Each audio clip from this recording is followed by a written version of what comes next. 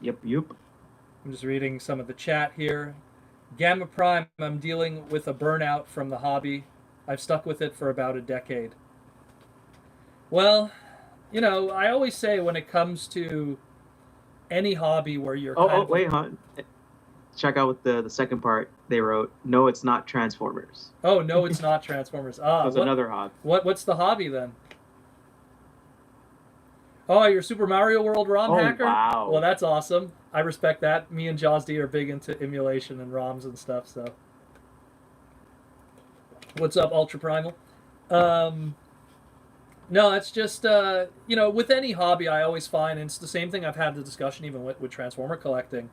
Uh, when you kind of do something like at 110% all the time, especially like what I do, where it's like Transformers, I've been going nonstop at it my whole life practically, and especially like I want to say like 97 onward, so easily more than 23 years. I've just been going nonstop, and this has practically been my life.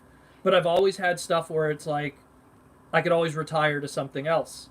If ever I want, I could focus on Mega Man stuff or Power Rangers or anything. Like there's always good to have other hobbies. That way you never truly get burned out. Hmm.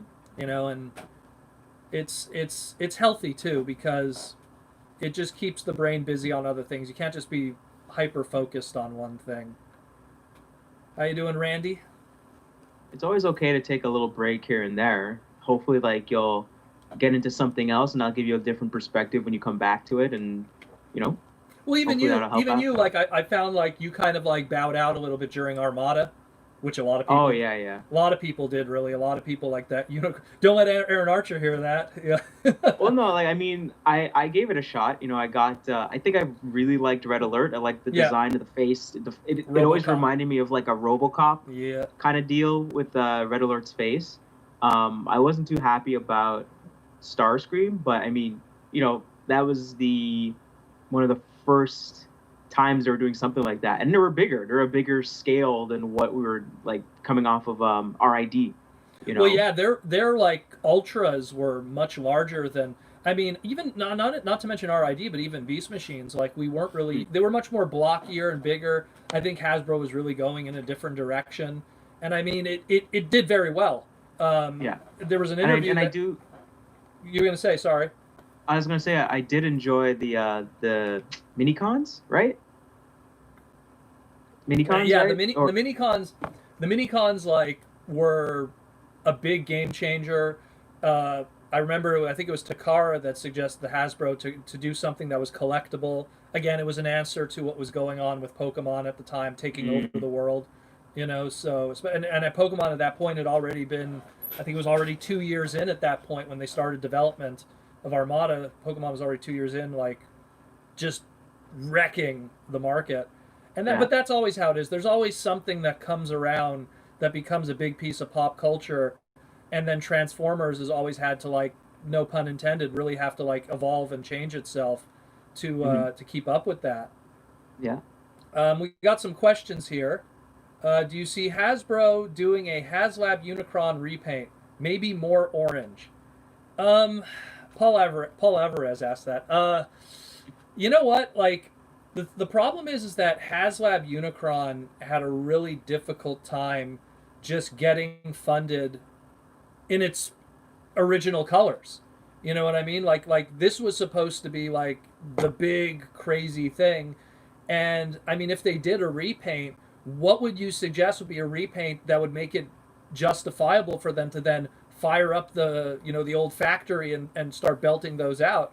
I mean, the only like first of all, the only other repaints I can imagine would just be a slightly even more accurate colored robot mode that sacrifices how the alt mode would look, the planet mode, Mm, because you got to strike that balance because the colors can't always be perfect in both modes. And then yeah. then you could go like, oh well, then there's black repaint from Unicron, from Energon, from the Unicron trilogy.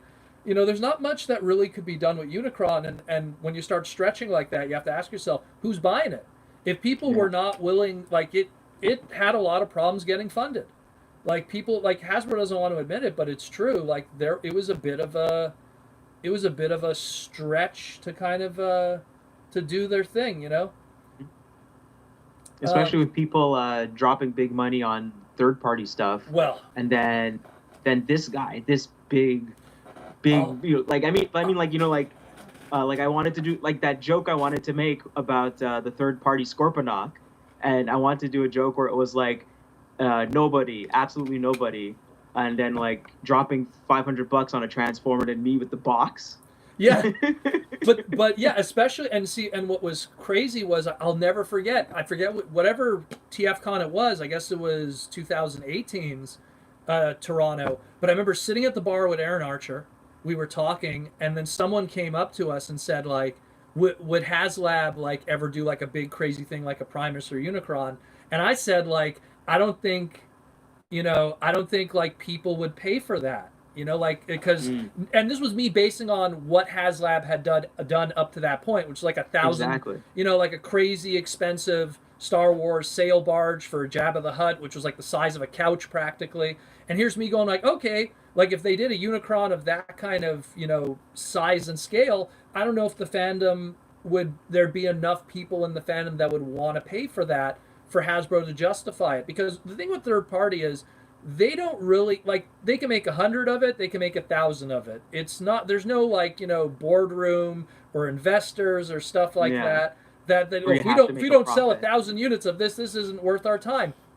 There's a little bit of passion with third party. It's not to say that I'm like taking third party side. It's just I see both sides of it, and I'm seeing here Transformers 2000s asking, since Unicron was a pain to fund, do you think they'll tackle Primus? I think we kind of already have our answer. Yeah. If Hasbro had a very hard time funding a character that we've seen in the animated movie, has been hinted at in the Bay movies, has been in Transformers Prime, has been in a lot of fiction that's been in front of people's faces. I'm kind of ignoring the comic books and stuff, but he's like there too, yeah. Stuff. And Primus hasn't been shown in any shows to my knowledge, so it's going to be very difficult to do that. The thing is that Primus has been Primus really from a mainstream standpoint, and when I mean mainstream, I mean he's been around since the Simon Furman comics of Marvel, but it wasn't until the Cybertron cartoon, which then made his toy. That's true. And then his mentions. Obviously, he was mentioned and stuff like Primus was a ball of energy and Energon.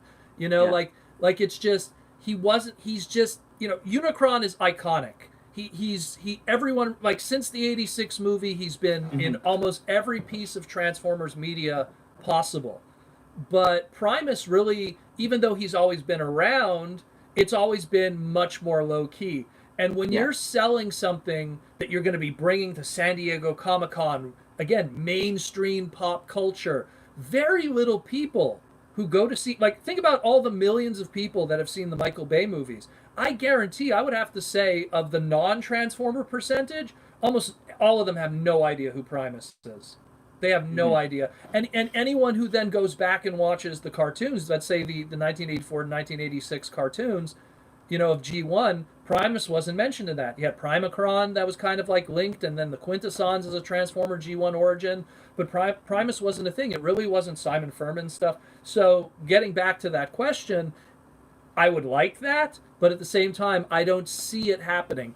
If they were having a difficult time getting Unicron funded, and I want to say a percentage of those people who funded Unicron were more mainstream fans, people who weren't deep into the lore like we are. They were just like, man, I love the 86 movie. It's such an iconic piece of Americana. They were the ones who bought it just as much as anyone. And a reminder, people who lived in Canada, I was one of them, that thing comes to like $1,000 when everything was said and done. So you got to really like Unicron to spend $1,000.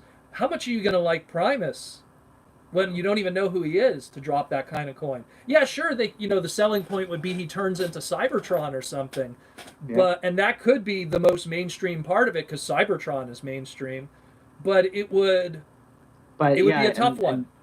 And people, I'm pretty sure people don't know that Primus even Cybertron transforms into Primus. Well, even then, that was something that was like really an afterthought, even after Simon Furman wrote him. When Simon Furman created the character, that wasn't in the cards. Yes, Primus turned into Cybertron, but there was no like Cybertron transforms into a giant robot Primus until much later, when the idea was played around with. I think the first time they really were playing with the idea was with Beast Wars Neo, when I mean, I don't want to spoil it people who didn't watch Beast Wars Neo, but with the whole idea of Unicron infecting Cybertron and it transforming. So like, it's just there's. Well, what about I remember, I don't know if you remember this back in the day, when we were at your parents' place and you were schooling me and your dad about Primus and all that stuff. Yeah, and that, so that was, and you were showing us stuff from the comic books, right? Well, that was me, because at the time, a great website that unfortunately is kind of a shell of its former self, but TF Archive back in the day, they had just like dropped like every issue of the Marvel books on their website. And this is like before, like now we have tons of comic book websites, you can read comics online and stuff. But this was like, God, what year was that? That was probably, I want to say like 98, 99 when I was doing that with you guys. That had to be high school? Oh, yeah, it was high school. So, yeah, if it was school? high school, it had to be like 97, 98, 99. And so they just dropped everything on there. And here's me who had the physical copies of like the early issues and everything, because those were the easiest to get. Like issues like 1 to 50 are really easy. Issues 50 to 80 are like much more tough because people weren't buying the Transformer comics back then. Ninja Turtles was hot. So those issues I never got to read. And here's me in the early infancy of the internet, knowing what Primus was, but never getting to read those books. And then finally getting to read all those books thanks to TF Archive. And it was kind of like, I hate to say it, but it was kind of like a guy who didn't know Christianity and then finally read the Bible, and it was just like my eyes just widened and went like, oh, that's the story. Like, oh, this is good. This is some good shit. Yeah. And I think the only inkling I remember I having back in that day was Beast Wars, where they would say, "Oh, Primus." They would just drop it as a swear. Someone mentioned that in the chat. Gamma Prime mentioned that Beast Wars. That's very true. Either that was by the code of Primus, Silverbolt would say stuff like that, and or by the pits of Primus, or like, it's just that kind of stuff. Just to go back to the chat, the point we're trying to make is that, in any of the I'm not saying the comic books, just because I don't think there's a lot of mainstream people going back to read the comics and all that kind of stuff. We're just saying from the TV shows onward, Primus as in robot form does not show up consistently throughout a lot of Transformers stuff. So to have HasLab create a Primus and have it be funded, I think it's a super hard sell. But I mean, for Unicron, I think it's a lot easier because he's been popping up and hinted at, and like I feel like he's there more often in TV and in movies. Yeah, and the sad truth is, and I hate to admit it, and like especially a comic book reader, is it doesn't matter how strong the material is from the comic books. The tier system of mainstream will always be movie, TV, comic book. You can have Iron Man on comic books forever. You could have an Iron Man TV series in the 90s, but it wasn't until a movie then all of a sudden people start paying attention, and it's the same thing. The running joke that Protoman and I have is that the only person that liked Iron Man back in the early 90s, early 80s, early 90s is Ghostface Killer. That's the only person. If you listen to his album Iron Man, he plays the theme from the 60s Iron Man serials. But you know what? You got to give you got to give credit to rap culture, because I remember also like it was Redman and all the Wu-Tang guys pushing Voltron in the mid 90s, and like no one knew Voltron in the mid 90s, And what else? And then there's also Ghostface Killer actually shows up in a deleted scene in Iron Man in the first movie, and because that's the only person that was talking about that character before the 90s cartoon happened. And even when the 90s cartoon came out, only people that were watching like the Marvel Hour on CBS, and Fantastic Four and Iron Man, Fantastic Four and the Spider-Man animated series, like, oh yeah, Iron Man. Other than that, well, yeah, that's just it. So using that as an example, that's the problem, is that it's always movie, TV series, comic book in terms of the tier system of notoriety. If Primus showed up in any of those Bay movies or the recent ones that we've had now with Travis Knight or something, yeah, he would rocket to the top of the chain, and then yeah, I could see a HasLab thing happening in an instant. But that's the problem, because you could take, oh, look at this, you have Bumblebee movie Bumblebee, and then 3A, which is like a high-end, company that makes these like almost like Hot Toys level. They could do movie Bumblebee stuff for $400, model kits of movie Bumblebee this. Like, it's so amazing how important that is from a mainstream, because yeah, we are a percentage of the buying audience, but you need that other percentage of mainstream people that almost purchase it casually. Like, yo, man, wouldn't it be cool to own this? There's, in the same way that there's a lot of people I know that buy Masterpiece Transformers that are not like hardcore Transformer fans. They just want to own a really good Starscream or a really good Optimus Prime. Even though to them, they don't live and die by G1. They probably never saw Beast Wars. It's a very tough thing. It's very, very tough. There was another question I had somewhere here. Sorry, guys, I always have to scroll up because it keeps pushing it down. Someone wrote, hey, Protoman, are you excited about the Symbiote Studio Transformer plushies? For disclosure, work for them. I assume that you're the individual that I was also talking to on Twitter. Yes, I am excited about them. It's really cool that there's going to be an emphasis on an actual plushie that transforms instead of something that's like a popple, because all plushie Transformers up to this point have been popples in a small sense. For people who don't know what popples are, from the past. Yeah, popples were an old '80s plush franchise, which pretty much it was like a plushie, whatever they were, some kind of plushie. It was kind of like a teddy bear that had a pocket in its back, and then you would flip the pocket backwards so that it goes inside into its own pocket. And it kind of just turned into a ball. That's the best way to explain it. And so, it turned into a ball, basically. So essentially, like, to my knowledge, we had Softimus Prime and Slumblebee, which were these like G1 designed plushes, and then they kind of popple styled inside out to make like a round kind of truck. And well, luckily the Volkswagen Beetle is kind of round to begin with, so that kind of worked out. And then they did other ones. They did these little keychains. I have the Hot Rod one that's really small. It's like they're like 4 inches. And I mean, that's been really it of transforming plush. So if they could do something that's a little more legitimate, that really looks like a transforming item, as long as they keep the design simple, obviously, because there's only so much you could do. You guys were mentioning, you guys did a little meme that you were mentioning Huffer as being one of them. Like Huffer's one I could see because of how simple his transformation is. Like I could see that being done in plush. I could probably see like maybe an airplane, but like it would just have to be a very round nose airplane, and you put little flaps on the inside of that pocket. And it'll just flap out. The engine would just be floppy wings. You would just have. I see it as you would have something that's that basic scale kind of transformation, and it's pretty much something that has a skeleton with plush over it, and it works, and it could work. Like I could imagine even G1 Bumblebee working. Even G1 Jazz, to a sense, if it's something that just kind of sits up, it could be done. Or any of like, Cheetor's transformation, which is also the same idea. The front end becomes the chest. So it could be done. And I'm excited about it. I'm very interested in it. Just because I feel that the Transformer plush market is lacking in the sense that there isn't a lot official product, but man, a lot of money is made from the unofficial side. Like there is a slew of the female fandom that go nuts for that stuff at the charity auction every year, because we sell the TFCon charity auction to get into the deal room 30 minutes early. And there's always people that pay big money to get into deal room early because they want to get to those dealers that sell custom plush. And that stuff is in limited quantities. A lot of it is handmade. It's one and done for some of them.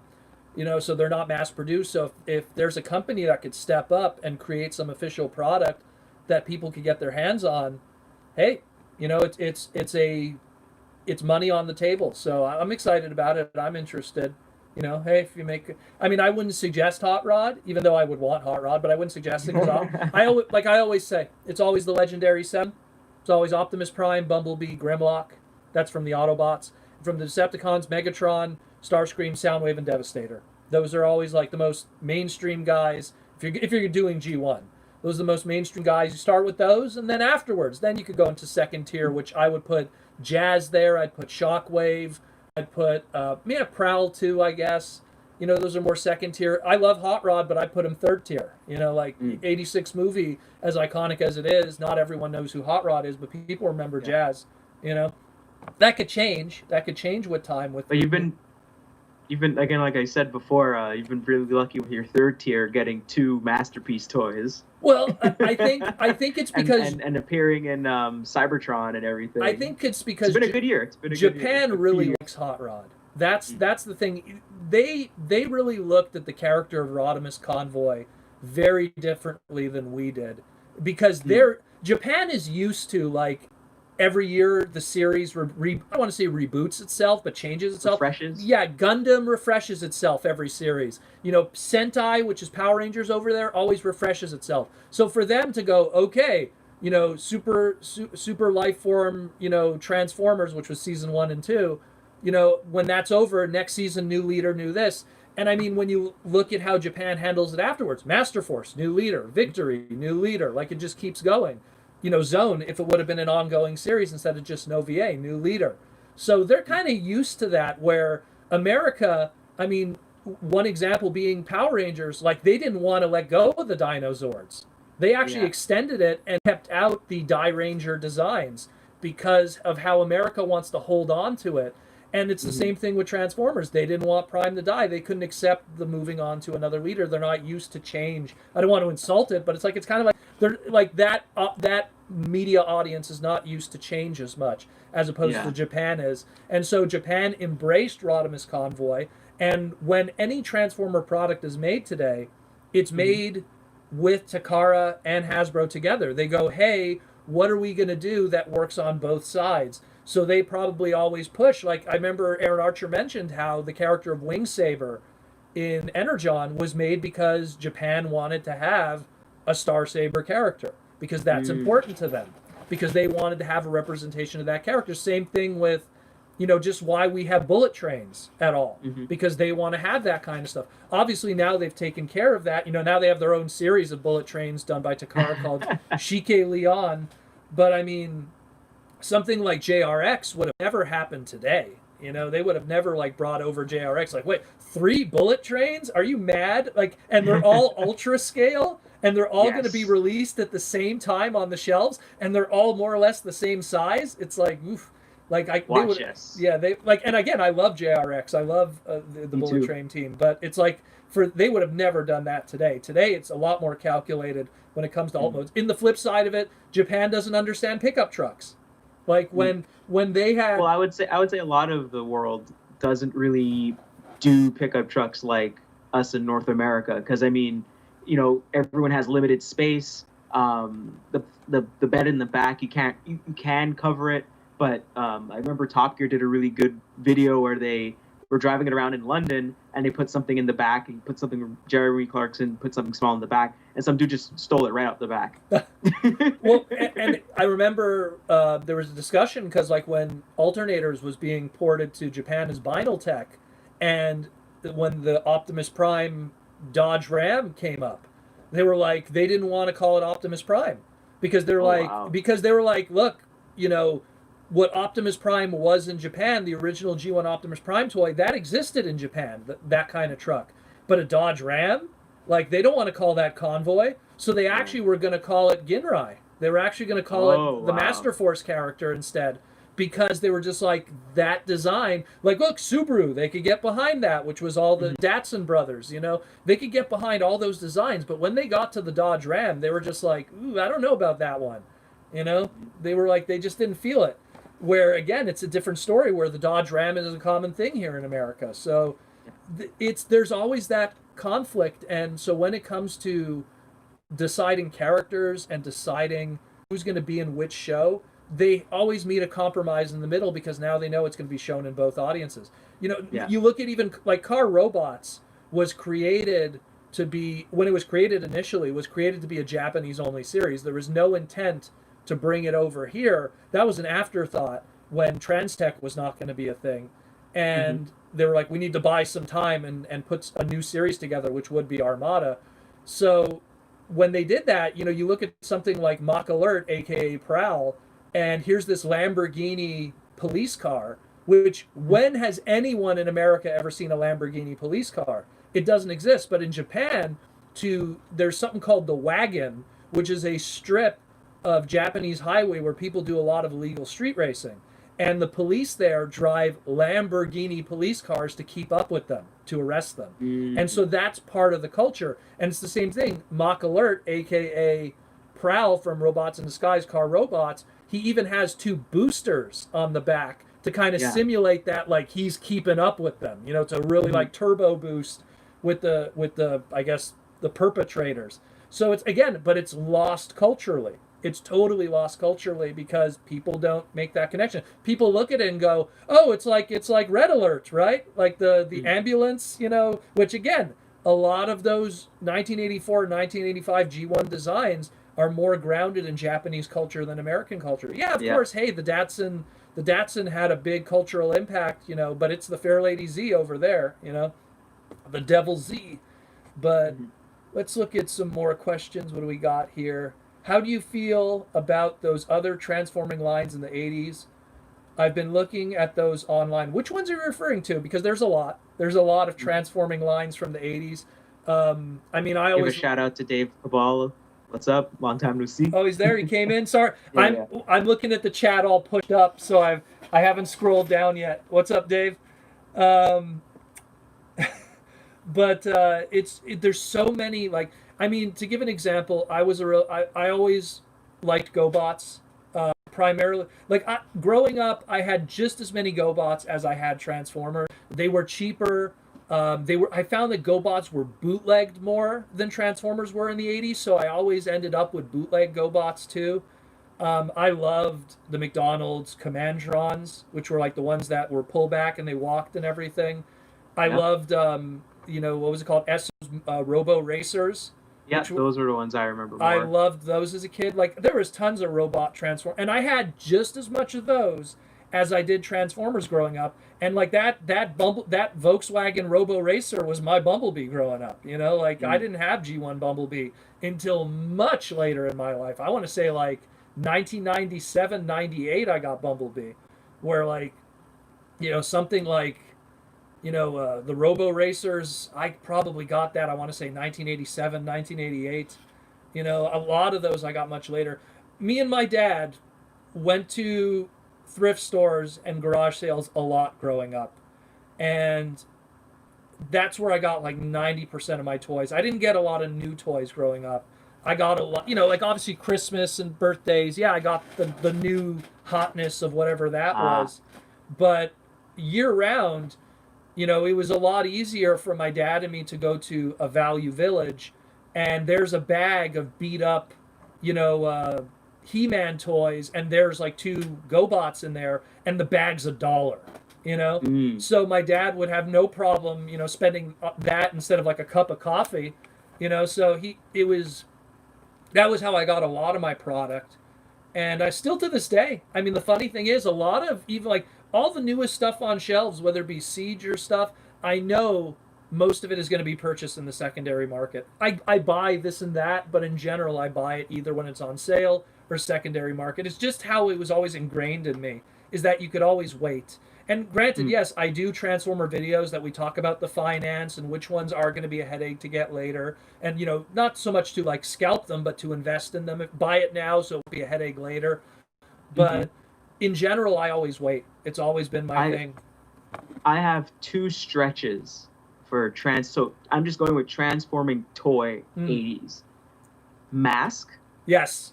I had Mask growing up too.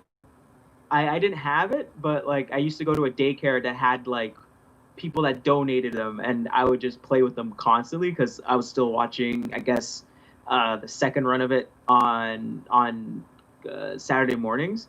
And here's another stretch: the real Ghostbuster toys. Oh well, if you have like the scare gimmicks.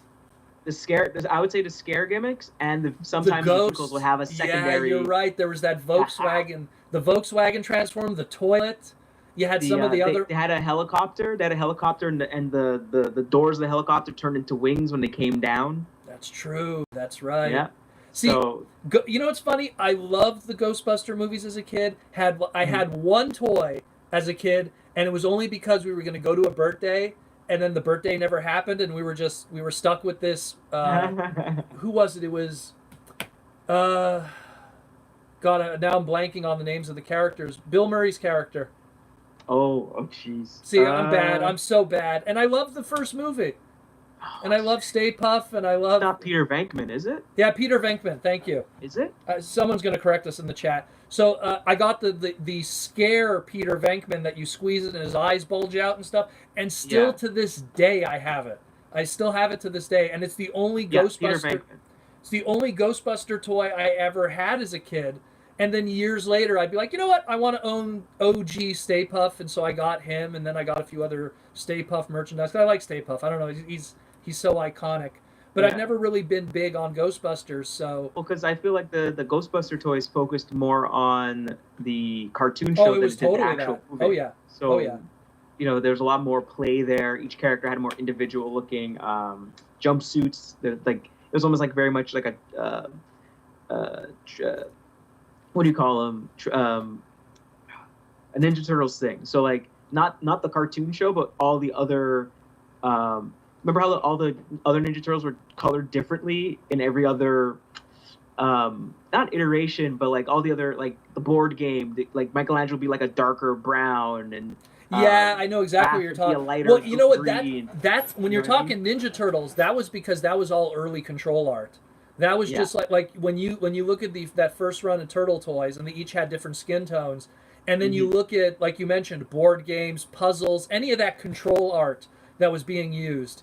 For just that one-shot stuff. Oh, it's going to be the art for a puzzle. It's going to be the cover of a board. And it's just really the artists who were probably handed those first 4 toys and go, well, here's your reference material. You know, it's not like they could have Googled back then and go like, oh, okay, so in the cartoon they look like this. I didn't know that. You know, it's not like they had YouTube. I also think that the reason all the turtles look the same color-wise in the cartoon is just that it's just cheaper to animate all of them. All of them the same color, like the majority of the same color, and then just those bandanas are different colors. I don't want to knock Fred Wolf Productions, who did the Ninja Turtle cartoons, but if you want to talk one show that had mistakes up the wazoo, it gives G1 a run for its money. Like, I used to make fun of G1 because G1 was pretty rough too sometimes with Sunbow, but man, like that turtle show, there's got to be at least like 3 mistakes an episode. Someone's voice is on someone else's body. You know, someone's miscolored, someone's missing a bandana, they're walking into an animation cell, but like the cells are overlapping.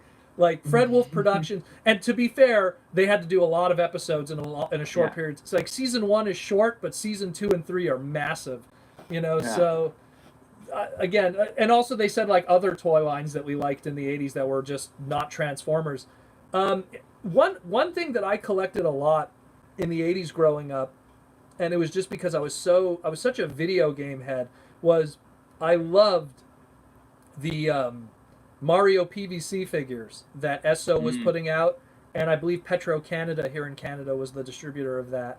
And I loved Mario merchandise. Because as a kid, I was enamored with Super Mario. I had an Atari 2600, that was my first video game system. It came with Donkey Kong, and it just went downhill from there. It was just insanity.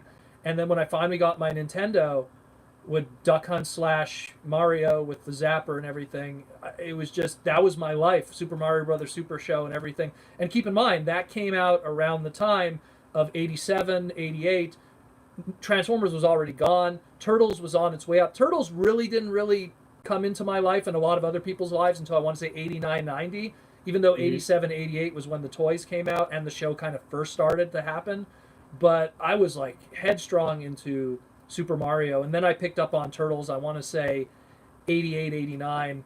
And then Ninja Turtles was just everyone. Any kid from 80s into 90s kid, how could you not be a Ninja Turtles fan during that era? Yeah. How could you not? Sure. You know?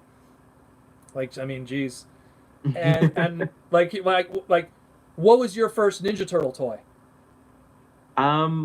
If I would definitely say it would have to be. Do you remember Leonardo. that? Do you remember that experience? Like, do you remember that day?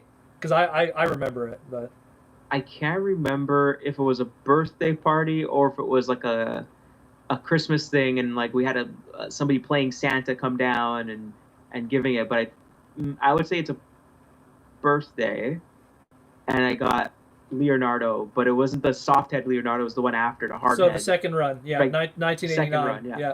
Me, it was. I remember we were at a friend's. Like my mom had a friend who had like a timeshare country house, and so we were there, and we were just like bored out of our minds, you know. Like it was raining that day, and they're just like, you know, like there's like, oh, we could go into town, and it was like a 30-minute drive into this little like, you know, small town, and this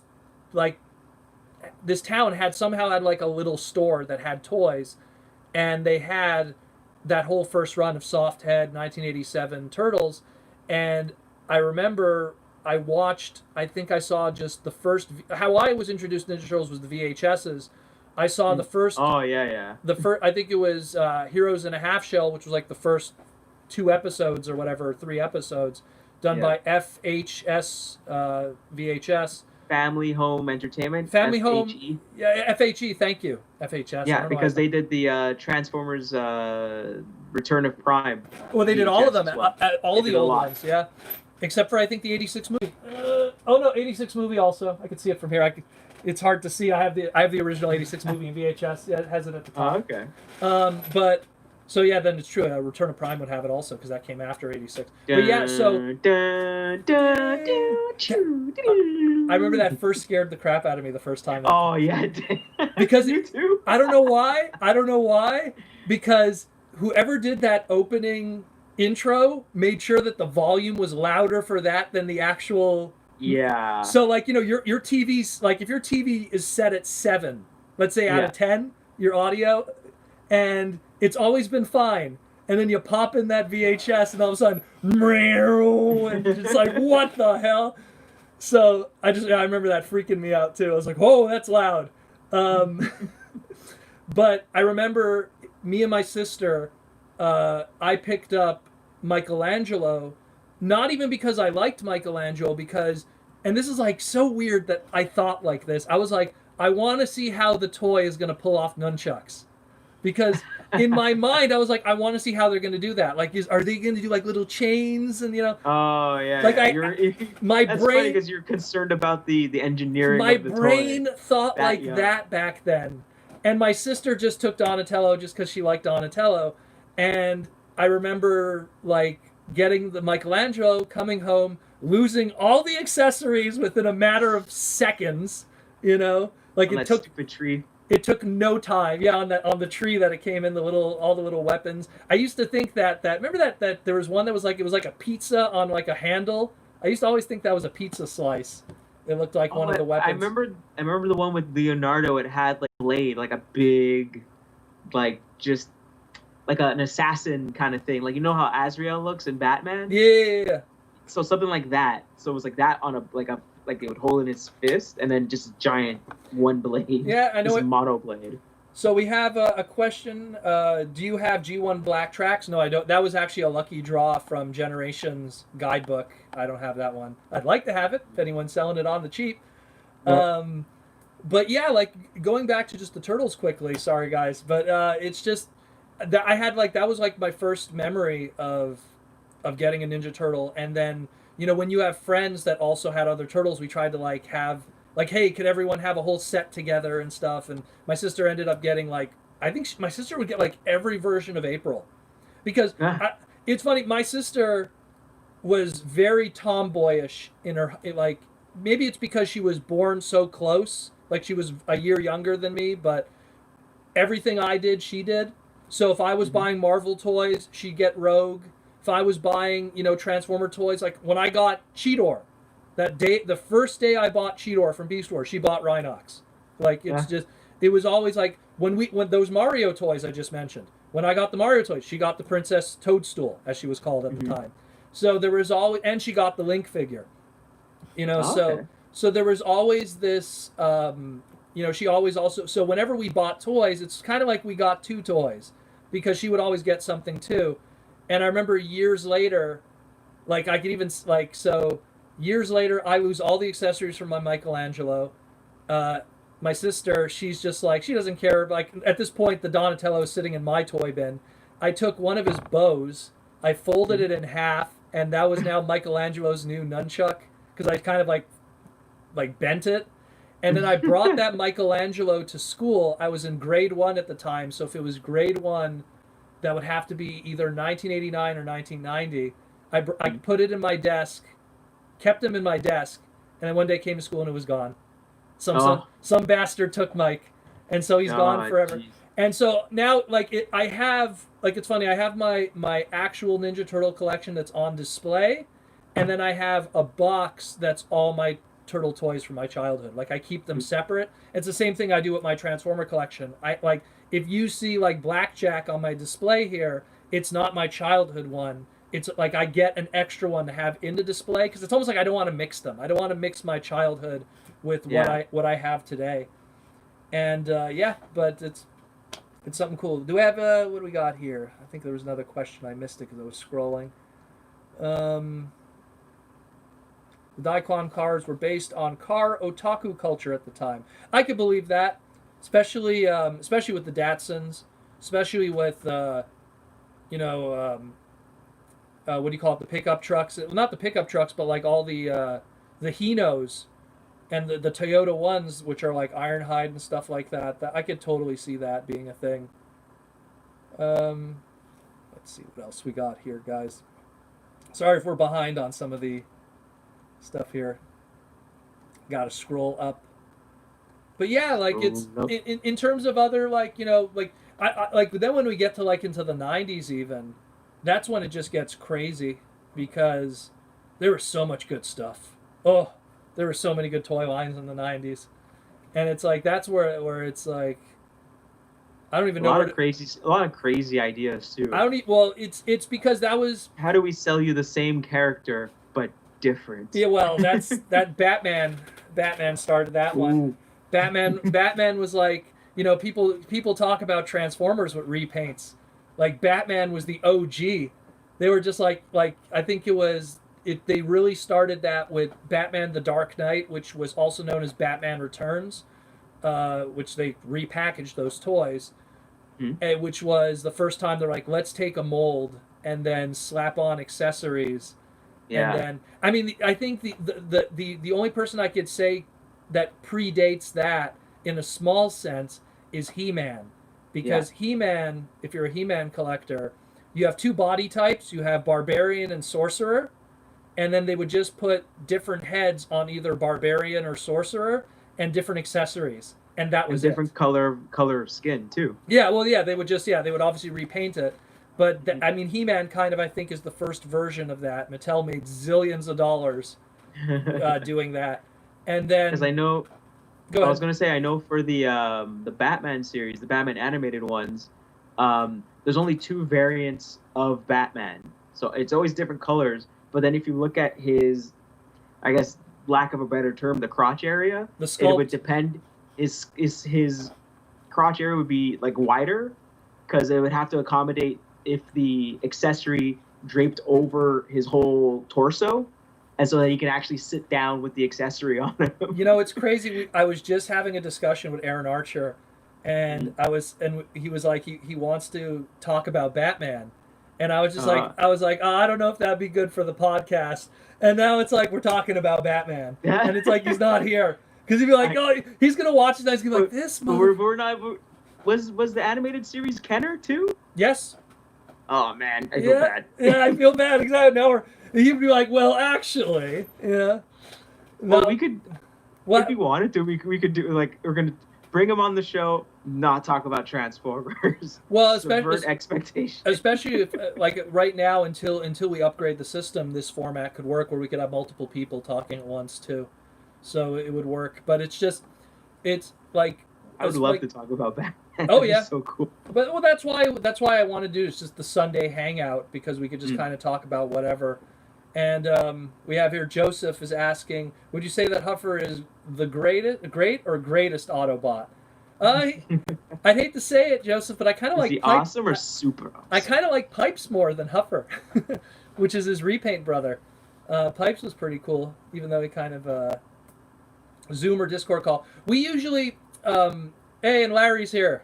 Hey, Larry. What we usually do when we do the podcast, we use Skype because I find it's the most low end in terms of what's the word, like bandwidth. Primarily because my computer's 5 years old, so it could only do so much. I got a new rig. So. And Zoom is good too, but Zoom is something I would use in the future when I get a better rig, and then I could have multiple cameras. That would, like, everyone's different. Like, then we could see JawzD at his home base and everything. Yeah. I want, and same thing. I even did testing with Larry, who just came into the call here. You know, like, I would love to have multiple people on here. I want to have guests. I want to have Aaron Archer on the show. I want to have Joshua Perez on the show. I want to have Matt Moylan on the show. So many guys that would be so cool to have them on the show, and just, you know, just kick back, do Saturday chill sessions where people could just kick back and relax and everything.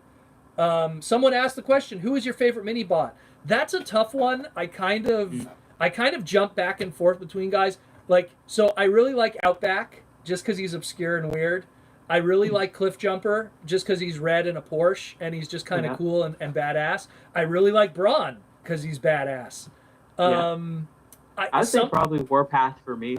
Really? I never even knew that about you. Warpath. Interesting. Okay. Like, also, like, I like Beachcomber because I just kind of like his character, how he's like a chill kind of hippie dude who doesn't really like the mini bots have always been way more interesting. Like, if you would have lined up the Autobot cars, it's like Sunstreaker, he's okay. Sideswipe, he has a kind of cool alt mode. Hoist, like, all of them I'm kind of like melancholy on. Like Inferno, I guess. Like, you know, he's kind of a cool fire truck, but a lot more of the mini bots are a lot more interesting, and I almost felt like, I don't know if it was the writers at the time or it was Bob Buganski when he had to write the original series Bible and stuff, but I almost felt like they were going like, you know what, this is the lower price point stuff, so give these guys more attention and individuality than the larger guys, because the larger guys are going to sell anyways. They look cool, they're popular. The smaller guys are going to need more attention, and it's the same way, I guess. Look, that's why Bumblebee became so iconic. You know, again, when you look at what people remember, they remember Prime, they remember the dinosaur Grimlock, and they remember Bumblebee. And I think that Bumblebee was remembered so much primarily because, again, that focus that was given. I like someone wrote. I was gonna say Sea Spray as well. Yes, I feel like Sea Spray's another cool one too. Yeah. That, I don't know, it's just like that white, yellow, blue is very iconic, and just I don't think there's. I don't remember if there's any other characters that look like that, or just are that particular mold. I'm trying to think. Oh no! Well, Sea Spray was just that mold, and then he got a repaint in G2 and Chrome, and that's really it. That, unless you count. If you want to get obscure and go into the Mexican repaints and stuff, but those are that's a whole different animal. But no, Sea Spray's he's been an obscure one, and I believe he was voiced by Alan Oppenheimer, ake Skeletor. So that's always a weird, you know. You have like, oh, I'm underwater, and it's like you have He-Man's Skeletor's voice. So that's always been a weird factoid that see those two as the same voice actor. Someone said something and said Cliff Jumper is Bumblebee if Bumblebee was Ironhide. Yeah, I could see that. Yeah, I never miss. I can see that. I always liked Cliff Jumper. Cliff Jumper's a cool dude. And then Larry, right? Hey, leave my Sunstreaker alone. No, hey, everyone's allowed to have their favorite characters and stuff. You know, like stay up until MPM Ratchet reveal. Oh, it's true. Yeah, they're going to be revealing that tonight, assuming it's Ratchet. For people that don't know, I think it's going to be Hasbro China on their Weibo website is going to be announcing tonight what the next movie masterpiece toy is going to be. And I mean, I think it's going to be Ratchet, but I mean, who knows? Maybe they'll throw us a curveball. It's always been Autobot Decepticon. So they showed Decepticon with Starscream, so it's probably going to be an Autobot. Someone wrote here, Legends Overlord is the best anime representation of the character. Thus far, yes, I agree. A really good toy, too. Really, really good toy, that mold. I'm actually quite shocked that it happened at all, let alone to be released in America, but I think that it also helped that when they did those not Netflix, what was it, not Netflix. It was done Machinima. Machinima. Thank you. When they did the Machinima series, I think that having him in it also helped grease the wheels to have the toy exist. You know, so where again, Overlord really was, you know, an anime exclusive character in a lot of ways for the longest time until, of course, obviously the comics. But like I said, in the tier of things, comics really are on the bottom, unfortunately. Someone wrote here, so Transformers 2002 wrote, G1 Sea Spray's toy introduced me to Transformers. He always loved, I always loved my grandma for getting me that figure. Yeah, and again, like, that's the thing, is that a lot of times people's favorite Transformers sometimes are their first. Like, I always will have a soft spot for Blaster because that was my first Transformer or anything. And not to mention, later on, I'd learned to appreciate him, and he's a pretty cool character. But, you know, like, he always had a special place in my heart. Whenever there's, like, a new Blaster or anything, it's almost like part of me goes out of my way to get it, just because it's like, I want to have it. But yeah, it's when you get into, like, getting back to what we were talking about, like, with 90s toys, like, it's just, I felt that because of the speculator boom with comic books and action figures and trading cards, like comic books, like, well, specifically with comic books and trading cards, it's like action figures all of a sudden slightly started to become a collectible. And because it started to become a collectible, more stores wanted to have store exclusives. I mean, a lot of people have to thank, and it's a line that today goes for kind of cheap, but a lot of people attribute Starting Lineup, which was Starting Lineup was a sports action figure line that was quite revolutionary in a sense, where it was like how do we make action figures out of sports stars, and how do we get, you know, adult collectors to get in on this and not see them as toys? And that's why Starting Lineup included a trading card with them. And so which at the time, trading, you know, baseball cards and trading cards were still hot, so it kind of opened up that market where now this stuff was collectible. And then you add to the fact that, you know, KB Toys wanted to have exclusive X-Men repaints, and so there was collectibles of that. Then when Power of the Force Star Wars became a thing, people started speculating on those. You know, like, oh, Lando and Leia are one per case, so those ones are going to be worth more and everything. So it started to create that market, but it's just, what it did is it led toy companies to be more open-minded to make lines, and retailers to make more floor space for toys when there was not as much floor space in the past. And it led to a lot of really good toy lines. And I mean, I love obscure 90 toy lines. You know, Cowboys of Moo Mesa, Mummies Alive, you know, Botsmaster, King Arthur and the Knights of Justice, Street Sharks, Biker Mice from Mars. Biker Mice from Mars. Jeez, how could I even forget? Darkwing Duck. Would you throw that in there? You know, Darkwing Duck. I'd like to get a Gizmo Duck figure one day, just because I have a launch pad. What I'm trying to do is I'm trying to get, like, I want to have a definitive DuckTales the video game crew. You know what I mean? Oh, okay, so, So I want to have, because Gizmo Duck was in the game. He's in the moon level, and so I want to have him on there. And Gamma Prime says yes, Botsmaster. Gamma Prime, I have to warn you, you're talking to probably the biggest Botsmaster fan in the world, and I'm alone on that one. But I like that show too, but I couldn't find the toys to save my life. Oh yeah, well they were they were KB exclusives, and the only thing that ever appeared in Toys R Us was the Jungle Fiver. They did a box set version. KB Toys had the individuals, and apparently that Jungle Fiver must have been only in the English speaking world, because if I would have saw that in stores, that would have been day one purchase. I would have. That would have been your birthday and Christmas present for that year? That would have been like, I would have been like, just no presents for the rest of my life. I would have been like that, because I would have lost it. Because when I went to Plattsburgh, like our few trips to the States that we would take, and I saw those, but luckily, because how KB is, everything's always on liquidation, I managed to buy like the whole first wave of Good Guys and Dr. Hiss for like, I think $1.50 a pop. And even when you're in high school, that's nothing. Yeah, well, some of them still have the stickers on. I miss KB Toys so much. I miss it so much. You have no idea. Yeah, we never got a Tools and Jammers figure. See, that's That's something I always It speculated. blows my mind. I thought they were there before ninjas got introduced. But Yeah, they were there. Ninjas was episode 2. The funny thing is that I think that Toy Biz, which was the company that was responsible for the figures, I think they looked at the lineup and they wanted to have diversity. So Ninjas was like, oh, cool, it's a ninja, but he already has the rollerblades because Ninjas is part of the Street Boys. So if they would have, and I love Jammers, he's my favorite character. If they have Jammers or Tools, that's too many rollerblade Street Boys. So they had like, okay, you have Ziv Zoolander, because it was like 4 bad guys, 4 good guys in the toy line.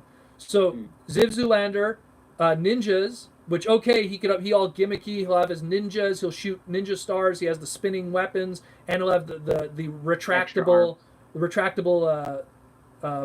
roller skates. And then they're like, well, now who's going to be the other 2? So they're like, okay, we'll have Tools, not Tools. We'll have Bats, one of the sports boys. And because baseball is probably the most popular out of all the guys in the sports boys, because we're not gonna have a golf guy or volleyball. Volleyball, you had no Tiger Woods yet, so what's the point? Yeah. So they went with Bats, which I would agree. If you want to have diversity, you'll have one of the sports boys, and then they put Twig. And I think the reason why they put Twig was because Twig's gimmick was he attaches to the bigger car to make the bigger Twig. That was Ziv Zoolander's personal vehicle. So I think that they had plans probably for a gimmick later on. So, and that was the 4, where it's like, yeah, if you would have asked me who would be the opening lineup, yeah, it would have been Tools, Jammers, and probably Ninjas. But that'd be that would all be Street Boys, So I think I know what they were trying to do. Where at least on the bad guy side, yeah, Dr. Hiss makes sense. Having one of the Humabots, specifically Freen, who was the main Humabot, having one of the 3As, which you could army build, which I actually did myself. I have 3As. And then having one of the PBTs, which is again, it's one of the more higher end 3As, which you could also army build. So the bad guys at least made sense. And I always believed that if they did a wave 2, they would have had again one human character, so it would have been Blitzy, and then the human on the bad guy side. I guess they would have made. I imagine they would have done a Lady Frenzy, but they would have done like a Lady Frenzy, like how Ninja Turtles would do toys. So Lady Frenzy will come with all kinds of weapons and accessories, which she never had in the show. You know what I mean? Like I always picture, like, if you look at the RoboCop toy line from the 80s, when they released the Lewis figure, they gave her like guns and missile launchers and like a helmet. She's cool. She's cool. She's got weapons. She's got guns. Just to like make it look interesting. And a lot of toy lines would do that, where they'd be like, if we're gonna put the girl character, we gotta like give her stuff to justify her being there. And it's. I just want to see what people are talking about Botsmaster now, so I have to take a look here. Yeah, they were in every episode, but they weren't like the primary focus. Like, you can't deny that Jammers and Tools were like Jammers and Tools are like, it's literally like they're ZZ's 2 main dudes. Even Ninjas, while he's popular, like was more secondary in a lot of ways. But yeah, man, I love that show so much. And again, it was one of those shows that ended on a cliffhanger. They ended it on a cliffhanger, and they were hoping for a season 2, and it never happened. And the creator, Jean Chopin, like, he was like, one day I want to revisit it. But the problem is Avi Averad, who, if you know Avi Averad, the dude is probably one of the most important people in the toy industry, period. He's the guy pretty much behind Toy Biz and everything. I think he has the rights to all of that, so that's what kind of sucks, which I don't know. If I would love it. I would love it if they would revisit Botsmaster. It's just like Toy Biz doesn't exist anymore, so how would that fall into which toy distribution? Because you would obviously want toys. Would you want it to be a reboot, or would you want to continue the story? I think they'd have to reboot. Like, I would like it if they continue the story, because I want to see a conclusion to that. But at the same time, and I mean, I don't want to spoil. I want people to watch. It's on the whole series. I think all 52 episodes are on YouTube for free. Go watch it. It's an amazing series. The toys are worth nothing, so you could go online and, like, except for Jungle Fiver, so you could get them relatively cheap online, carded no less, let alone loose, complete. Great series. If you love Transformers, it's a really good series, and it has because it was done by Sinar Productions. It's got that anime meets American kind of look to it, because it was French-Canadian created. So it has a very interesting twist on it. Great voice acting. You know, Yep. it's all that Beast Wars crew there. Ian Corlett is Dr. Hiss, you know, Cheetor himself, you know, so it's Do you need the laser no, you don't. glasses to enjoy the So show? the laser time gimmick didn't make any sense because they kind of did it for you. So you Hmm. didn't need the glasses, although the glasses are packed with most of the toys. If you do want 3D glasses, you'll get But what efficient. but what did they actually do? I mean, not Nothing, do, but I mean, nothing. I tried it. because from what I remember, it looked like the backgrounds it looked like the backgrounds had a higher frame rate, and then the regular animation was just regular animation. So at the It end looked of really. every episode of Botsmaster, like after the credit rolls, they would say that the show was filmed in, I think it was called 3D Vision or something. They gave it like a Mhm. weird name, and that was to imply all the Laser Time Boys scenes, Yeah. which were already done in 3D. So I don't know. I don't know. It's not necessary, but modernized Twig could be a headmaster, even a brainmaster. Yeah, I could see it as a brainmaster. That's kind of what I always saw Twig as in a lot of ways. He kind of was something that went in the chest and became the face. Uh, any love for Z-Bots? Oh, I love Z-Bots. I have an entire box of them. Josh Perez is even bigger Z-Bots fan. I'll never forget. I went down to the dealer room early when Perez was rooming with us. I went down to Hmm. the dealer room early, and and I went down there just to like I think I was setting up someone's table, and then I came back up and I'm like, yeah, some guy had a lot of Z-Bots, and then Perez quietly got dressed and then went downstairs quickly and bought them all. were were the Z-Bots the ones where they came in that the disintegrating garbage bag No, kind of that thing? was Garbage Pail Kids. No, You're no, no, no. I know But what you're talking about though. I know what you're talking about though. No, Z-Bots was done by Micro Machines. They were done in okay. packs. But I know what you're talking about. They also had like small robots and stuff. Yeah, like you would get it would be in a plastic bag, and then you take it out, and then it would be another quote Trash unquote bag garbage bunch. bag, trash bag There, kind of there's thing, and you put Josh. it. There's Josh. He even said it. I You bought said them it three all. times. There he is. He was actually listening. That was trash bag punch. I just remember that was so funny. It was just like he just We know what we quietly, just did. We looked in the mirror gets. and we said Joshua Perez, Joshua Perez. Then he appeared. Boom! It is trash bag punch. You're complete. The one I had was yellow and it had like a little propeller thing on on the front of the gun. Breezor. That's the one I had. Breezor. Breezor. Trash bag bunch. Breezor. Jeez. How did you obtain a lucky draw Primus? Spent a lot of money to a friend in Japan. Let's put it that way. I spent I want to say $500 probably. At the time it was the only Primus toy, and it was a Rodimus repaint. So that's a double dip. I faded into the shadows and arrived back with glorious Galoob robots. I just remember like coming upstairs, like just saying what I saw, right? Because I think I want to say it was the Sunday, Josh, because it was probably the miscellanea day, and it was just me coming up because I think Ian was rooming with us too, and I was telling Ian what was there. I'm like, oh, I saw some Z-Bots, and and then Josh just slowly putting on his clothes and go, I think I'm gonna go downstairs and set up my table. Oh man, that was so good. Josh has a question to ask. Oh, go for it. I was just gonna say, like, I'm looking at the Bots Master intro right now, and the laser time, the back, it's not in 3D. It's like a parallax scrolling kind of dealy going on. Try to find a full episode online. Go right to the end. There's like they show a logo at the end of whatever that company was that was responsible for.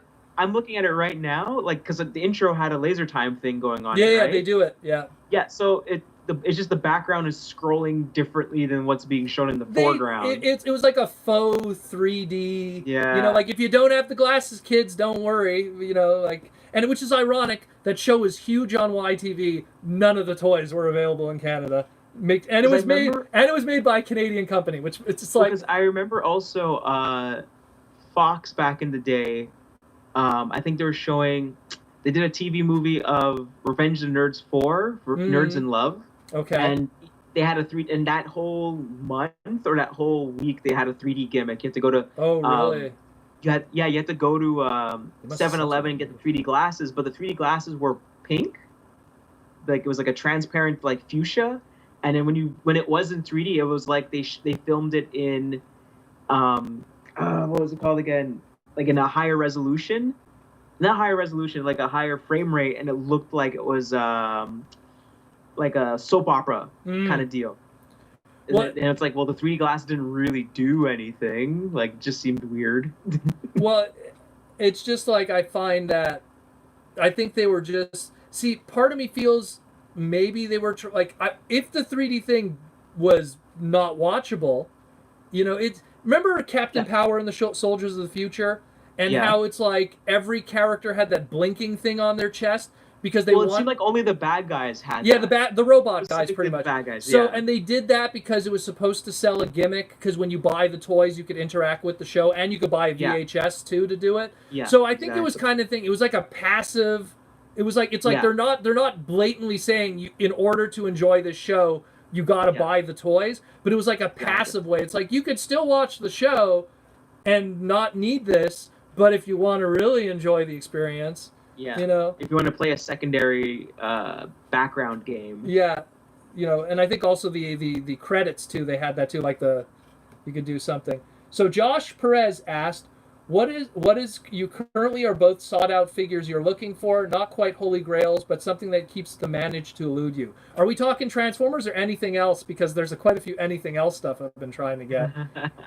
Transformer wise, the only thing I've really been kind of looking for right now that I want to get, and I just haven't found a good price for it, is I'm looking for like more obscure Japanese stuff, but more specifically like decoys and everything. And I look at Japanese auction sites more than anything for that. I'm trying to complete my decoy collection because the American decoys only covered like the first couple of years.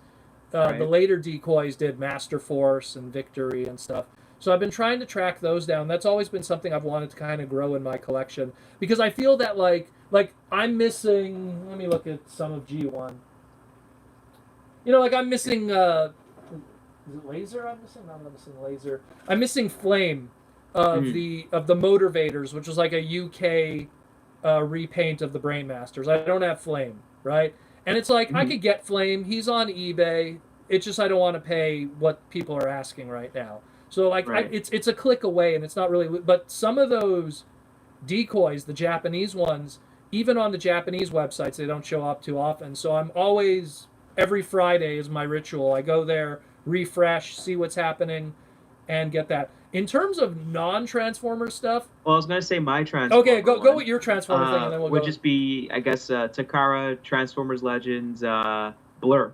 Like, it's nothing super serious. Like, it's floating around there, but it's just a little bit tricky to come by, because that one had the better paint apps. It was more closer to what Blur actually was. It's just a little bit more difficult. I was even considering, like, buying a Blur and then having somebody repaint it. And I was like, that might be a bit crazy. That's a good mold. Like I'm buying American Blur and then having someone repaint it to those colors. And in terms of non-Transformer stuff, the only thing I've been looking heavily a lot at both Bomberman merchandise and Super Mario merchandise from the 80s. And I've been trying, and a little bit of Pac-Man. I've been trying to I've been revisiting a lot of my video game merchandise collecting stuff. Like, what am I missing of that? And just because there was a company called Applause back in the day that used to do like the PVCs for everything. Like literally, if you had a PVC figure as a kid in the 90s, whether it be Alvin the Chipmunks, Alf, or Super Mario, it was done by Applause. And I'm just trying to complete some of those sets, like for Pac-Man, for Donkey Kong. That's kind of all I've been really looking at. Like, I've been trying to, I'm trying to get, they did a variant. Like, remember how you had Super Mario, Super Mario through McDonald's? You had the one that you push down with the suction cup and it would bounce up. Oh, yeah, right? Yeah. So they did a variant of that, McDonald's of Mario without the tail, without the raccoon suit. Just instead of the blue overalls, red overalls, no, straight up OG Mario 1 and 2 Mario, but with the suction cup. That one's tough to find. And so I've been trying to find, and when I do find it, it's mint on card, and the guy's asking $200 or something. So I'm trying to find someone that's going to have it loose, doesn't know really what it's worth, and will, I'll score it then, because they do pop up cheaply once in a while. But then you have, crazy buy it nows and that every so often. Right. What about you for non-TF? I got two. One of them is the I can't get to it. It's the samurai. Remember the Samurai Pizza Cats toys that came out not too long ago? Yep, I bought them recently. They're freaking amazing. Yeah, those crazy ones. Those are amazing. I think I was trying to look for a regular Kirby figure. So like they have this really cool Kirby figure, where you have the pink ball is his body. Oh, and then they have the magnets to move around his arms and everything. But the one I want to get is specifically the Kirby with the mecha because of the game Kirby Robo, or I forgot the name of it for 3DS. But it's like a filler Kirby game, and he has all these different mechs that he can use and stuff like that. Yeah, so that one I think is really cool. And also the last one for me is you ever heard of the toy company Box 52 Toys? Never heard of them. What have they done? They do like desk toys that turn into boxes, but then they transform into different animals. Oh, I think I've seen them. Yeah, those guys. Yeah. I've seen their stuff. Yeah. Right. So right now they actually have a thing with. I would have said 20th Century Fox. It's not really Fox, but whoever owns a license to Aliens and Predators. So I think at a toy show they recently released the Alien and the Xenomorph. And I think they have the Queen Xenomorph. The thing, just to cut you off, when it comes to the Alien and Predator toy license, there is no master toy license, because I know NECA's doing stuff, Super Set is doing stuff. So I think it's probably spread around. But anyway, sorry, continue. Yeah. So from what I remember, they have. Josh said Beast Box, and he said Tsushima did the art for them. Really? Oh, no way. I didn't know that. Huh. Okay. But I remember I was looking somewhere on, I think, TFW 2005. There's a board on, there's a thread on it, and so they showed the Xenomorph, which came out, I think, the Queen Alien came out, I think, and then also the Power Loader, I think, came out as well. And then, if I remember right, they had a prototype for the Predator.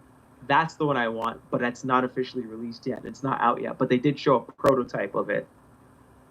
Okay. And that's the one I want. But the NECA stuff doesn't do it for you?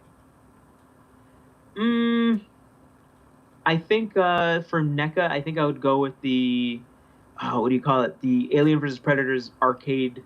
I want that 2-pack. I would go with that for sure. Yeah, I want that too. See, it sucks because that stuff, whenever I go to Toronto or any English-speaking Canada, that stuff's in Toys R Us. It's not here. It's not here. I would again. There's so many things, and people have to understand. People have to understand for Canadian listeners, for American listeners, Canadian shipping sucks. Like to order something from Toronto that's 5 hours away will be like $16 to $20 shipping, and it's like that's what makes you think twice when it comes to purchasing something. I buy stuff from Japan that comes here for $5, and something that's 5 hours away is expensive. So it's always a headache, and that's why, like, to me, it's such a wheel greaser when I could buy it in person as opposed to buying it like, from a website or even eBay. I mean, I constantly look at Magic cards all the time on eBay, and it bothers me that shipping for a piece of cardboard is $16 to my house.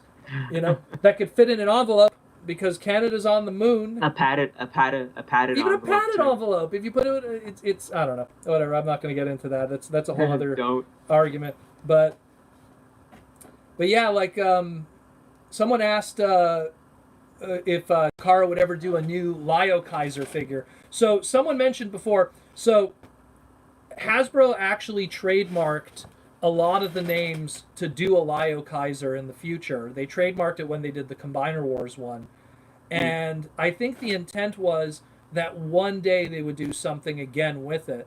oddly enough, all of those trademarks had rolled over since it expired. But mind you, they weren't exactly names that like another company is going to zoom in and like take Lyozak or Yellbat or some of the other ones. But there was, if Hasbro does something and they trademark a name, they have an intent to revisit it many times. This just was one of those cases that it didn't happen. I could see it. Look, maybe in the future, sooner or later, they're going to. There's only so many times you could do the aerial bots and Devastator and some of those. They'll want to do something different, and they'll visit those characters. But it might take 2 years. It might take 5 years. I mean, I always say that like when we look at Power Core combiners, so many times we thought, well, that's what combiners are going to be.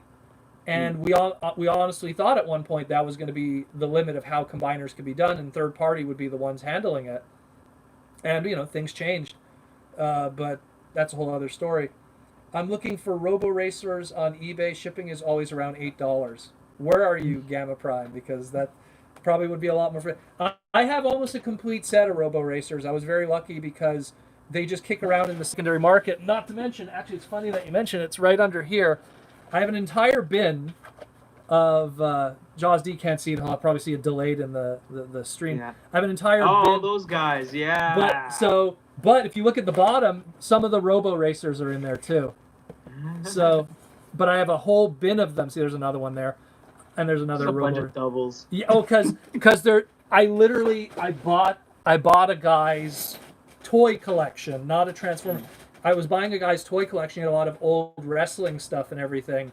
And then he just threw that in, and he just had a bin of them. And I was just like, geez, like I make a set of 4, and then I bring it to shows, and people, I think I'm asking $5 for a set of 4. There's so many of the Commandrons, but it's the Robo Racers are pretty common in Quebec, and the Commandrons. There's so many of them. The amount of people's places I've went to when I was a kid that had 1, 2 of those, and you're just messing with them because they transform. So why not Transformers? Screw it. Anything that that's just it. A lot of my childhood didn't so much come from store-bought toys, but more so McDonald's. McDonald's was such a key factor, and the '90s McDonald's had such really good, some amazing toys. Some of them were just. I mean, it's funny. I look back at like the Beast Wars McDonald's toys today, and they're better quality than some of the Legends we get today in retail, which is sad when you think about it. But it was a different time. The Robo Racers I were looking for were from Canadian sellers. No surprise. Maybe they were very super common in Canada. I don't know.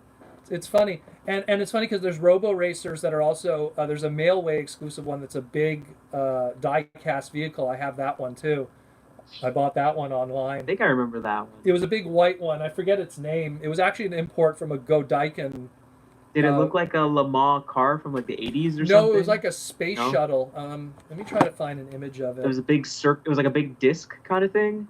No, it's so weird. You know what? Hold on. I'll lift the camera. I'll lift the camera and bring it to it. 1 sec. Let me bring it to show it to the listeners. Oh no, I'm gonna get it. The rabbit hole. Yeah. I'm gonna get a bit of a reflection. Oh my god. How do I? I used to be able to flip. Oh, there we go. Flip. There we go. I think you found it. There it is. This is. By the way, this display is the miscellaneous. So there's all the McDonald's. There's the full set of those guys. So that's what it was. It was this thing here. Okay. See, and then there's all the Robo Racers, and then more funny bootlegs. My Sky Gary bootlegs, my Beast Wars bootlegs. I love this Tigatron just because it has a screw, so you couldn't use the gimmick. And then this Dinobot that had weird legs and stuff. The White Face Optimus Primal, Giant 6 Turbo. This is like my bootleg stuff. I love my bootlegs, but I also mix them in there too. I love these guys. But anyways, yeah. So. That's what it was. It was a Godaiken design of a giant it actually separates into 3 different like that. Separates into 3 different things, and then they turn into individual robots. They were exclusive to gas stations we don't have. Yeah, you're right.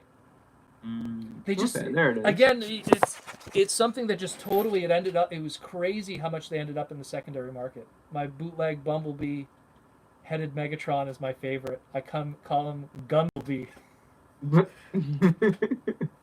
Correct. Josh.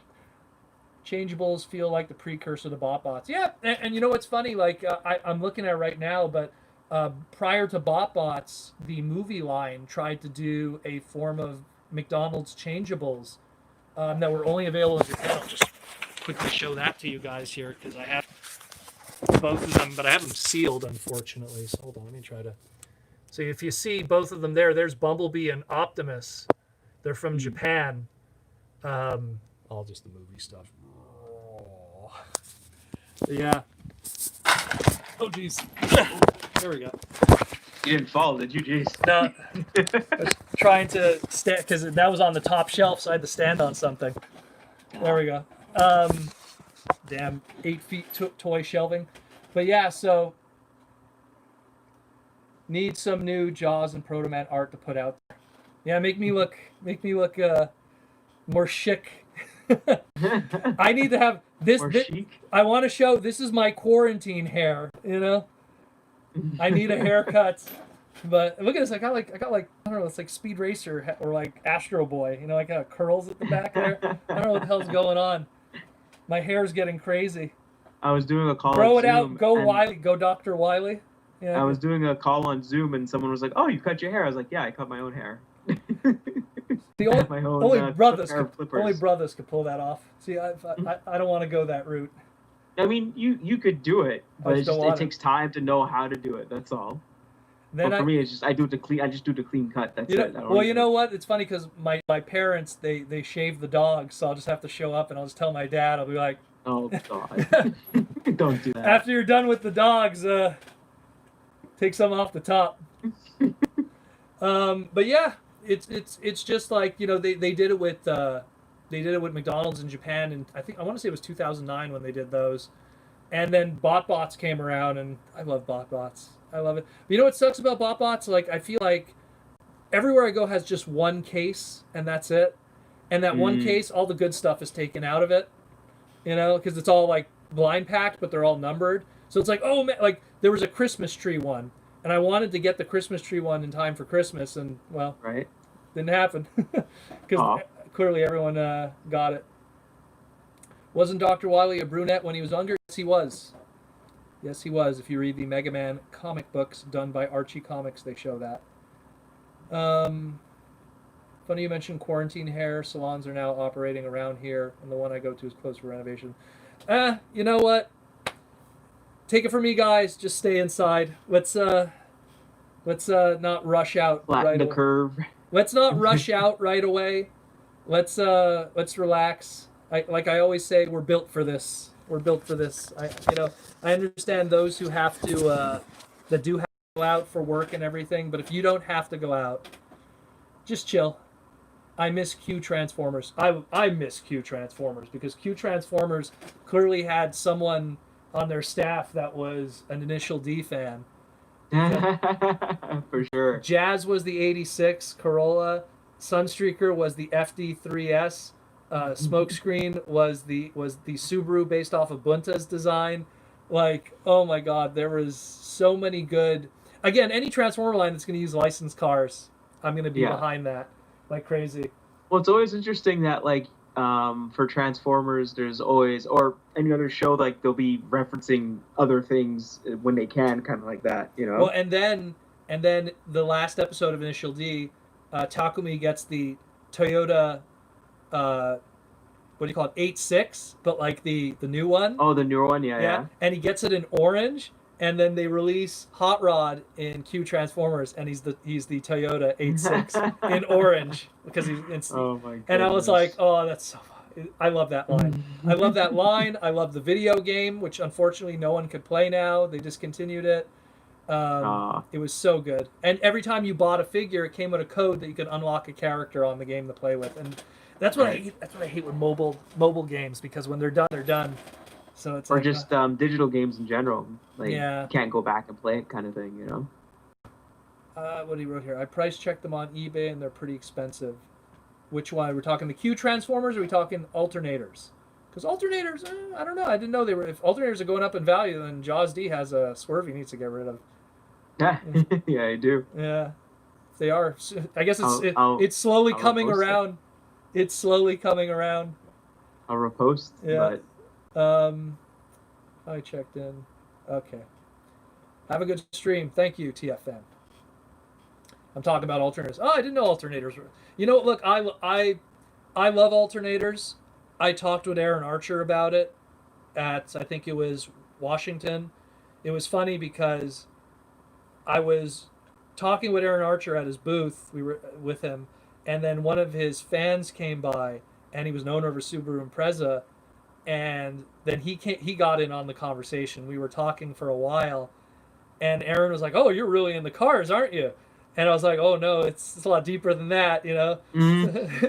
and then the last day of the show, I'm sitting in the lobby and I'm wearing my Subaru jacket, and then he's like, "Whoa, you weren't kidding," you know? It's like, it's a lot more serious than you think. And but yeah, like alternators was a big deal for me. I love to get a transformer line that had interiors that were maintained, the engine bays were maintained. Sometimes the trunk was maintained too. Drivetrains were played into the gimmick. Like, as a mechanic, you really appreciate what's going on there, and the fact that they were able to do a transformer line that has that kind of stuff. And the only reason why it stopped was just the 2007 movies were coming around, and they were going to do licensed cars, but in retail scale, and now they were able. Alternators before were actually supposed to be deluxes, but they felt they were too small and they couldn't pull it off. There actually is a prototype of a Porsche Jazz alternator that never happened, but it was done in deluxe scale because they were just playing with the idea. And I think it was shown at BotCon 2009 when you went on the tour to Hasbro's head office. Actually, a story about the alternators. I saw Silver Streak at a convention and asked if it was complete. The guys kept fighting with me that it didn't come with a card. I bought it anyways, haha. Here's the thing. The Japanese ones come with cards, not the American ones. The only American alternator toy to come with anything, I guess, paper extra outside of the instructions was if you bought Swerve. Swerve actually came with a extra sticker that's a red flame that you put on your tracks. And that's why Swerve kind of has a secondary market value, because he's the only one that came with something special, and because he's fragile as hell. So to have him complete in perfect condition also is a big deal. But all the alternators never came with trading cards. It's the Binaltech versions that came with trading cards. Here, let me just pull up the book here. One of many books I have of Transformer trading cards. And there, by the way, there's that sticker I'm talking about. So here's the sticker. But let me just go to Binaltech, and I'll just show you some examples. So here's tracks. And I only have these ones because these were the ones that were exclusive to the Japanese market. We never got a yellow tracks. And our Prowl didn't have a weapon because Honda didn't want to have weapons with theirs. And then, of course, you have... oh, man, there's so much. I'm just going to lift it up here. All the Galaxy Force stuff. It's all in order, pretty much. I'm trying to... Let's see. Show some cool ones here. We'll go to the Beast Wars and Vintage. This is the Beast Wars ones, which are all holographic, which are pretty cool. The thing with Transformers in Japanese culture is they all came with trading cards. America didn't have that concept. So here's like some G1 ones, and then here's some even more vintage G1 ones. So you have like the Dino cassettes. They're trading cards, and there's Hot Rods, and they have a little hole. If you see the little hole at the top there, because they encourage you if you want to hang it. Okay. You could punch a hole through them. And then you have stickers and stuff. Anyways, so many. The big book of crazy. But yeah, where are we at here? Is MP10 still good in your opinion? Yes, I think it's really good. Yes. I look, as much as the 35th anniversary 3.0 convoy is very show accurate, I don't think it's something that makes MP10 non-existent. I think when MP10 came out, it really hurt the market for MPO1. MPO1 was a good try, but it does have its flaws here and there. I think also because they were trying to make it gimmick based with a light up matrix and have the moving mouth in the back and everything for the mouthpiece. But I think MP10 is as flawless as it gets. That's a Shogo Hasui design, which is the guy who did the Lambors and the Datsuns and Wheeljack, and I think he's one of the greatest designers on Masterpiece. It sucks because Shogo Hasui didn't do Hot Rod. If he would have done Hot Rod, he would have. I think the Hot Rod. I am still not happy with both Masterpiece Hot Rod toys, like the Hot Rod and the Rods. I don't think they're perfect. So I personally feel it's because Shogo Hasui had nothing to do with them. So I think MP10 is just fine. And specifically, the best version of MP10 is the easiest one to get, which is the American one. So, do you think Takara will ever retire the MP11 Seekers? I think Takara will probably revisit the Seekers again at some point. After what we've seen from Earthrise and Siege, because it's like what we had is Optimus got revisited 3 times. Megatron just got revisited. The Seekers just got revisited.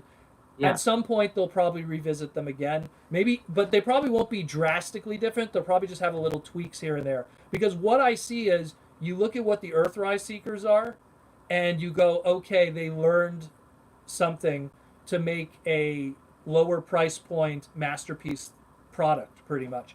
So they're obviously going to take what they learned from the Seekers, from the Earthrise ones, and then they'll apply it maybe 5 years from now, maybe 2 years from now, to a new set of Masterpiece Seekers. And the only reason why I feel they'll revisit it is certain iconic characters in Transformer lore, they'll constantly want to bring them back in the Masterpiece line to just like give people an opportunity to buy them again. In the same way like how Gundam, they'll do a 1x100 master grade version of the original 0078 Gundam, or 79 Gundam, excuse me. And even though it was one of the first releases when Master Grade came out, they constantly revisit it just so people can get an opportunity to buy it again. Whether it be a retool or they remold it or something with new engineering. Do you think they will make an Earthrise Galvatron? I almost guarantee there's going to be an Earthrise Galvatron. If there's any indication of packaging showing us future toys, it's 100%. This starts all the way back to Generations, when we had Transformers Generations and we had the Metroplex box, and it showed a whole bunch of characters on it that weren't toys yet, and then all of those toys became a reality. And then it's the same thing with Siege. Siege had all kinds of box art, and then we were like, oh, hey, isn't that Barricade? Oh, hey, isn't that so-and-so? And then it became a reality. And then with Earthrise, we saw all this Earthrise box art, and we saw RC. And we're like, hey, do you think we'll get an RC? And well, there's our answer. We got an RC. So, and we saw Galvatron on Earthrise box art. So I think there's going to be an Earthrise Galvatron at some point. Look, we have a whole bunch of conventions that were canceled. Wonder Festival, San Diego Comic-Con, all these platforms that would be used to reveal product. So when those convention dates are going to come, I'm pretty sure Hasbro or will use a website or whatever to just do an online reveal, and we'll know for sure what we're going to be getting in the future. For sure, definitely. Do you have any Real Gear robots? If so, which is your favorite? I have every Real Gear robot, primarily because it was anything that came from the 2007 movie. Let me just we'll do a nice pan for people who don't know what the Real Gears are. So, oh man, there's so many of them.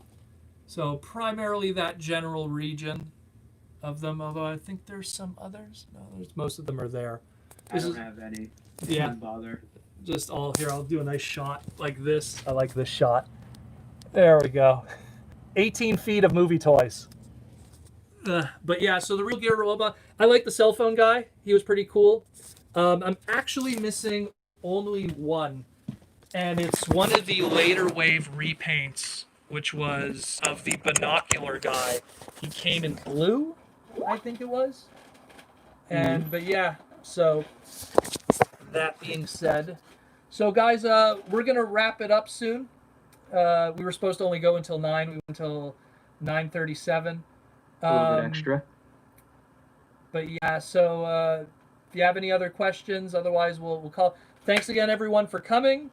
We kind of brought JawzD back again. We're gonna try to do this again. Thanks for having me back. We're gonna try. Yeah, I've been trying to get you back. Looking at what we're talking about and everything. So I'm lurking. I'm lurking here and there. One sec. Hold on. I think we got disconnected for a second there. Oh, there we go. We got disconnected for a second. I'm saying that I went through 2 moves in the past year, and you know, because this whole thing going on, I've been working from home, so you know, I'm still around. I'm lurking. I'm in the Discord. Yeah. So it's not like I'm not here. If you come to the Transformer Slag podcast Discord, check in the descriptions and I think the community tab also in the groups. You'll be able to find the link for it to come join us. That's one way to message us. That's one way to contact us. Of course, there's also, you know, Twitter. So he's at JawzD, and I'm at Protoman if you want to contact us for anything. But yeah, it's been nice having everybody. We had a pretty good turnout. I think we topped out at like 35 people at some point. So pretty cool stuff. Nice having everybody here, and we'll try to do this again in the near future. Just follow Twitter, and we'll give the announcements. So thanks again, everyone, and take care. See ya. And how do I hang up? Every time it's all the same thing.